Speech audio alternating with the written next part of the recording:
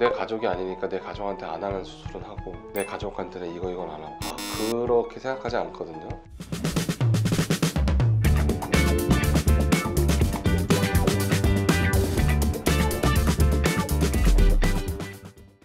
네, 안녕하세요. 송선호 원장입니다. 근데 요즘 유튜브에 이런 영상이 많더라고요. 내 가족이면 이 수술은 절대 안 시킨다. 원장님은 어떠세요? 진짜 가족이면 수술을 추천 안 한다 이거?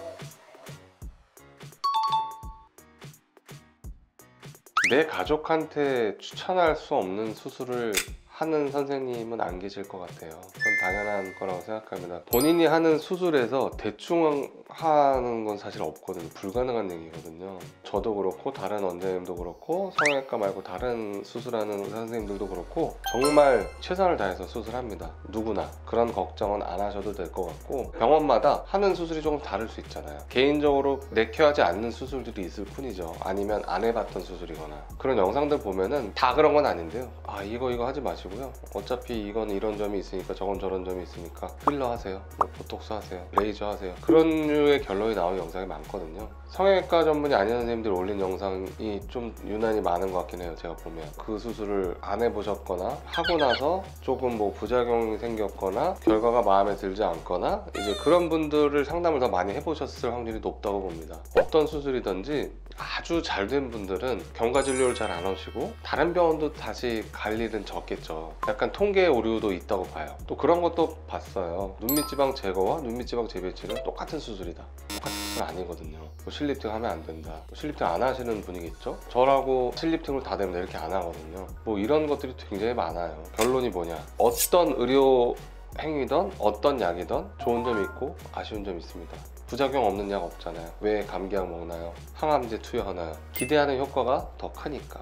단점 하나도 없는 것만 하면 아무 수술도 못하고 아무 약도 못 먹습니다. 그러면 이 수술하는 게 더 낫냐 안 낫냐를 담당하는 원장님이 장점이 더 크다고 판단이 됐을 때 수술을 하는 거겠죠. 어떤 수술이라는 거는 양날의 검이에요. 제가 요즘에 상담할 때 제일 많이 하는 말이 있습니다. 수술 자체가 너무 어려워서 못하는 성형외과 전문의가 있을까요? 거의 없다고 보거든요. 그런데 왜 이렇게 결과가 다르고 만족도가 다르냐, 제일 중요한 거는 이 수술을 할지 말지를 정하는 거예요. 상담할 때도 그렇게 말씀드려요. 수술을 하지 말라고 말씀드릴 때 전 상담 더 오래 해요. 수술에 관심이 있어서 하고 싶어서 상담을 오신 분들일 거 아니에요. 그런 분들이 또 저한테 수술도 안 하셨는데 나중에 보면은 소개 더 많이 해주시더라고요.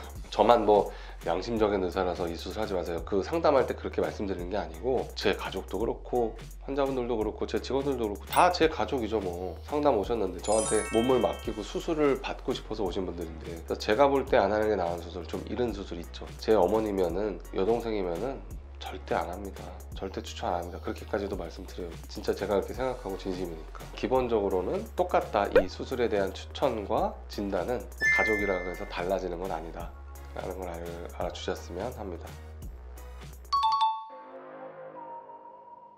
제가 뭐 블로그에도 쓰고 몇 번 말씀드렸는데 저희 어머니 겁이 많으셔가지고요. 아들이 성형외과 의사고 막 개원한 지도 오래됐는데 긴장을 많이 하시고 걱정하시고 그래서 최근에 눈썹하고 상 수술 재수술이랑 예전에 눈밑지방 재배치를 오래전에 하셨었어서 하안검수 2가지 하셨고, 사촌 누나 저한테 실리프팅 하셨었고, 뭐 자제분도 오셔서 눈 수술 하셨고, 우리 사촌 누나 딸 눈코 수술 했고, 제 사촌 동생 와이프 재수씨 가슴 수술 하셨었고, 6, 7, 8년 오래 다닌 우리 가족 같은 직원들도 저한테 뭐 눈재 수술, 트임 복원, 트임제 수술, 실리프팅을 여러 번 했고요. 필러 보톡스는 당연히 하고요. 제가 앞서 말씀드린 것처럼 제가 하는 모든 수술은 다 권하고 실제로 했죠. 저희 직원 부모님들 많이 하셨고요.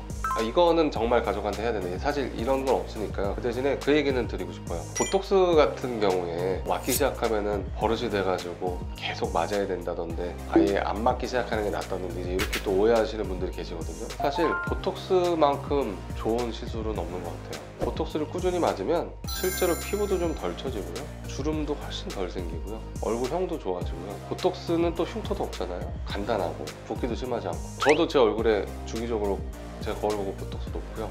저희 직원들도 주기적으로 맞고. 만약에 이게 정말 의사가 내 가족이라면 이건 안 시켜야지 그런 거라면 본인한테도 안 놓겠죠. 제가 하고 있는 뭐 스킨 부스터나 윤곽 주사나 얼마든지 가족분들께 추천드립니다.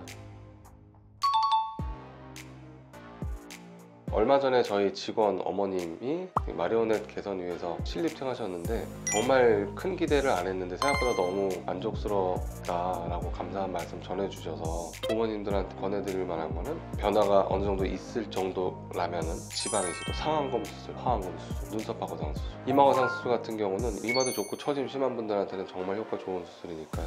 젊어지는, 눈뜨기도 편하고 보기에도 훨씬 좋은 수술들이니까요. 처짐이나 늘어짐이 있으면 거기에 맞는 성형 수술도 당연히 하시면 너무 좋습니다. 제 병원 특징이 제가 트임도 하고 복원도 하고 여러 안티에이징 수술을 하다 보니까 수술한 따님들이 어머니 모시고 추천해 주시는 분들이 많아요. 감사하게도 수험생분들 포함해서 고등학교 1, 2학년 학생들, 이제 중고등학교 학생들도 많이 왔었고 20대부터 60대, 70대까지 뭐 40, 50대 분들 당연히 많고요. 얼마 전에 와이프 소개로 와주셨던 외국분이 계신데 굉장히 다양한 연령대 분들이 오셔서 상담받고 또 치료받고 가시는 거를 보고 믿음이 갔다, 그래서 수술 예약했다라고 피드백 주신 분이 계셨는데 다양한 연령대 분들이 찾아주고 계셔서 그게 우리 디바인 성형외과의 또 장점 중에 하나인 것 같습니다.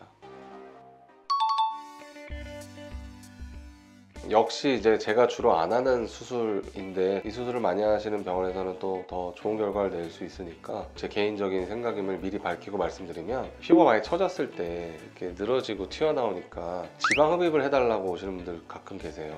이제 어느 정도 나이가 있으신 분들 피부 늘어지고 처짐이 있을 때 그 불룩한 거를 지방 흡입으로는 교정하는 걸 추천드리지 않거든요. 얼굴 지방 흡입이라는 거는 굉장히 조심해서 해야 되는 수술이고, 특히 피부 탄력이 어느 정도 유지가 될 때 해야 더 모양이 잘 나오는데 오히려 지방 흡입하고 나서 더 피부가 늘어져 보이거나 굴곡이 더 많이 보이게 될 수도 있거든요. 이중턱이나 군턱, 마리오넷 뒤쪽의 일부 빼고는 개인적으로 지방 흡입을 많이 하고 있지는 않아서 제가 더 그렇게 생각하는지 모르겠지만, 이 어머님들, 아버님들 또래에서는 얼굴에 지방 흡입은 추천드리지 않는다. 자, 또 한 가지는 얼굴에 이제 지방량이 줄어들면서 인중과 입술 주변에도 지방량이 당연히 줄어들어요. 그러면 입술 주변에 주름도 많이 생기고 인중이 길어 보이게 됩니다. 그럴 때 또 인중 축소를 물어보시는 분들 계세요. 가끔 단지 길어 보인다고 인중을 줄이는 수술을 한다는 거는 저는 또 반대입니다. 입술 주변에 필러나 지방으로 볼륨을 보충해줘서 덜 길어 보이게, 그 다음에 주름이 좀 덜해 보이게 조금 더 젊어 보이는 입술을 만드는 게 낫다고 보지, 제 어머님이라면 추천드리진 않습니다. 볼륨의 문제로 흉터를 남기는 인중 축소는 바람직하지 않아 보입니다.